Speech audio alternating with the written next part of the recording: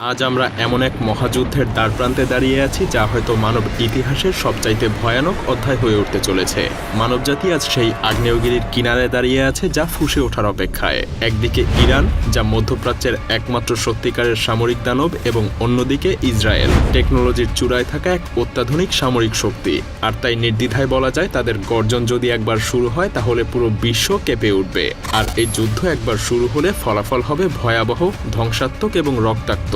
এই মুহূর্তে প্রশ্ন একটাই, কোন দানব জেগে উঠবে? ইরান, যে তার বিশাল সামরিক শক্তি এবং ব্যালিস্টিক মিসাইল ক্ষমতা, সেই সাথে গোপন সামরিক ঘাঁটি নিয়ে প্রস্তুত, নাকি ইসরায়েল, যে প্রযুক্তি এবং পারমাণবিক শক্তির মিশ্রণে এক অপ্রতিরোধ্য দানবে পরিণত হয়েছে? আজ আমরা ঢুকে যাব সেই গোপন অন্ধকার সামরিক সব ঘাঁটির গভীরের এক ভয়ঙ্কর বাস্তবতায়, যেখানে কেবল শক্তির লড়াই না, লড়াই হবে অস্তিত্বের। এই যুদ্ধ শুধু মধ্যপ্রাচ্য না, বরং পুরো বিশ্বকে এক ধ্বংসাত্মক নরকে ঠেলে দিতে পারে। প্রস্তুত হন এই রোমহর্ষক বিশ্লেষণের জন্য, যেখানে আমরা ঢুকে যাব এই দুই দেশের সামরিক শক্তির গভীরে। তো চলুন দেখে নেওয়া যাক কোন দানব সামরিক শক্তির দিক থেকে সবথেকে বেশি এগিয়ে রয়েছে। অর্থনৈতিক শক্তি। যুদ্ধ মানেই টাকার খেলা। অর্থ ছাড়া আপনি সেনাবাহিনী চালাতে পারবেন না, ক্ষেপণাস্ত্র ছুটতে পারবেন না, বা আকাশে যুদ্ধ বিমানও ওড়াতে পারবেন না। আর তাই তো 2024 সালে ইরান তাদের সামরিক বাজেট প্রায় 15 বিলিয়ন মার্কিন ডলার বরাদ্দ করেছে। ইরানের বিশাল বাজেটের মূল উদ্দেশ্য হলো তাদের ইসলামী বিপ্লবী গার্ড কর্পসকে আরও ভয়ঙ্কর করে তোলা, তাদের মিসাইল, স্থলবাহিনী এবং নৌবাহিনীকে যুদ্ধের জন্য প্রস্তুত করে তোলা। কিন্তু ইসরায়েল কি অর্থের দিক থেকে পিছিয়ে? মোটেও না, বরং তারা বরাদ্দ করেছে প্রায় 27.5 বিলিয়ন মার্কিন ডলার, যা ইরানের তুলনায় অনেকটা বেশি। আর এই অর্থ দিয়ে তারা তৈরি করছে নতুন ক্ষেপণাস্ত্র, উন্নত যুদ্ধ বিমান এবং এমন সব অস্ত্র যা মুহূর্তের মধ্যেই শত্রুকে নিশ্চিহ্ন করে দিতে পারে। কিন্তু শুধু টাকার পরিমাণই যুদ্ধে বিজয় নির্ধারণ করবে না। প্রযুক্তি, কৌশল এবং যুদ্ধক্ষেত্রের অভিজ্ঞতা একসাথে যুদ্ধে প্রভাব ফেলে। যেমন ইরানের মাটির নিচে থাকা গোপন সামরিক ঘাঁটি এবং অদৃশ্য মিসাইল ইসরায়েলের সেই সকল প্রযুক্তির চোখও ফাঁকি দিতে পারে। ইরানের কোন দানব কখন জেগে উঠবে তা এখনও কেউ বলতে পারে না। সেনাবাহিনী। ইরানের সবচাইতে বড় শক্তি কি জানেন? তাদের বিশাল সেনাবাহিনী। তাদের আছে 6,10,000 অ্যাক্টিভ মিলিটারি পারসন।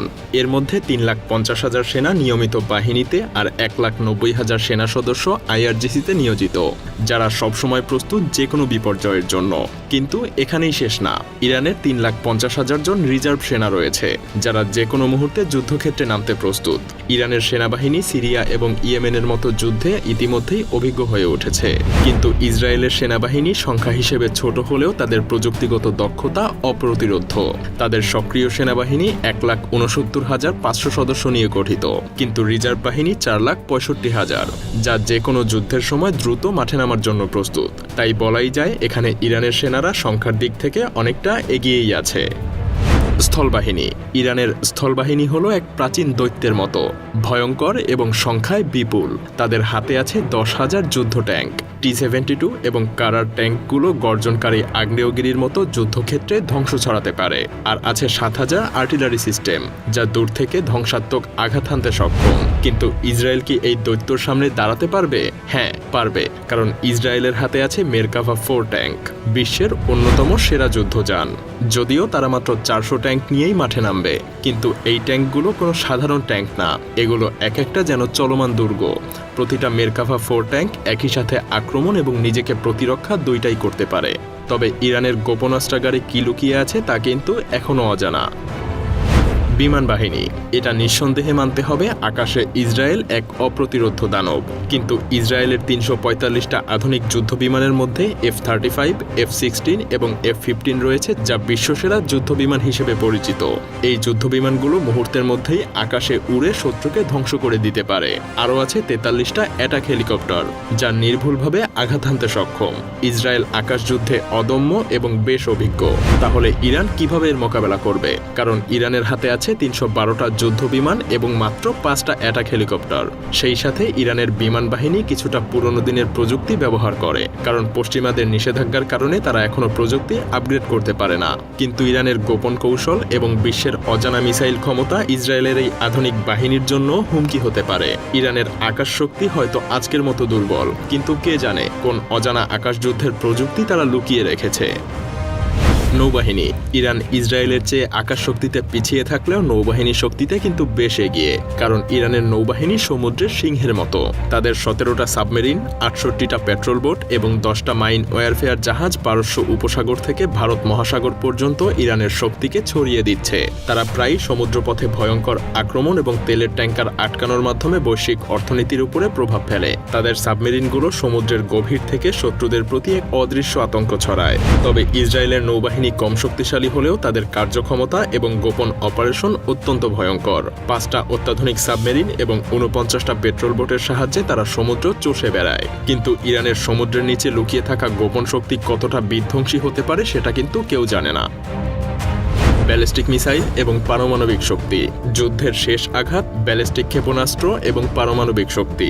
এখানে ইরানের হাতে আছে সেজিল এবং খোরামশাহ মিসাইল, যা 2000 কিলোমিটার দূর থেকেও আঘাত হানতে সক্ষম। এছাড়াও ইরান সম্প্রতি ফাতাহ হাইপারসনিক মিসাইল তৈরি করেছে, যা বিশ্বের যে কোনো জায়গায় দ্রুত গতিতে আঘাত হানতে পারে। কিন্তু পারমাণবিক শক্তি কি ইরানের আছে? এর উত্তর দেয়া কঠিন, কারণ অনেকেই মনে করছেন ইরানের কাছে পারমাণবিক অস্ত্র থাকতে পারে, কিন্তু সেটা এখনো অজানা। আসলে এই আতঙ্কের কারণেই তো আমেরিকা এখন পর্যন্ত ইরানের সরাসরি হামলা চালায়নি। কে জানে, ইরান হয়তো পারমাণবিক অস্ত্র তৈরি করে ফেলেছে, কিন্তু সেটা কেউ নিশ্চিত না। আর ইসরায়েলের হাতে আছে জেরিকো 3 ক্ষেপণাস্ত্র, যা প্রায় 6500 কিলোমিটার দূরত্বেও আঘাত হানতে সক্ষম। আর হ্যাঁ, তারা প্রায় 90টা পারমাণবিক ওয়ারহেড নিয়ে দাঁড়িয়ে আছে। যদিও ইসরায়েল আজ পর্যন্ত তাদের পারমাণবিক শক্তির কথা নিজেরা প্রকাশ করেনি, তবে বেশিরভাগ বিশেষজ্ঞরাই অনুমান করে যে ইসরায়েলের হয়তো পারমাণবিক অস্ত্রও আছে। মজার ব্যাপার হলো, ইসরায়েল নিজেরা কখনো পরীক্ষা না করলেও পুরো বিশ্ববাসী মনে করে তাদের কাছে পারমাণবিক শক্তি আছে। যাই হোক, যদিও ধরে নেই পারমাণবিক শক্তির দিক থেকে ইসরায়েল আজ অপ্রতিরোধ্য শক্তি, তবে ইরানও মাটির গভীরের বাংকারে লুকিয়ে থাকা এক রহস্যময় দানব। তাদের প্রকৃত ক্ষমতা হয়তো আমরা এখনো জানি না। ইরানের ভেতরে এমন কিছু লুকিয়ে থাকতে পারে যা ইসরায়েলের চাইতেও হয়তো কয়েক গুণ বেশি ভয়ঙ্কর। হতে পারে সেটা পারমাণবিক অস্ত্র। তাহলে এই ভয়াবহ সংঘাতে আসলে কে জিতবে? ইরানের বিশাল সেনাবাহিনী, অজানা শক্তি, ব্যালিস্টিক মিসাইল এবং অনিশ্চিত পারমাণবিক অস্ত্র, নাকি ইসরায়েলের আধুনিক প্রযুক্তি, পারমাণবিক শক্তি এবং সামরিক দক্ষতা? আপনাদের এই প্রশ্নের উত্তর নিয়ে আমরা হাজির হব সামনের কোনো এপিসোডে। আজকের মতো ভালো থাকবেন। ধন্যবাদ।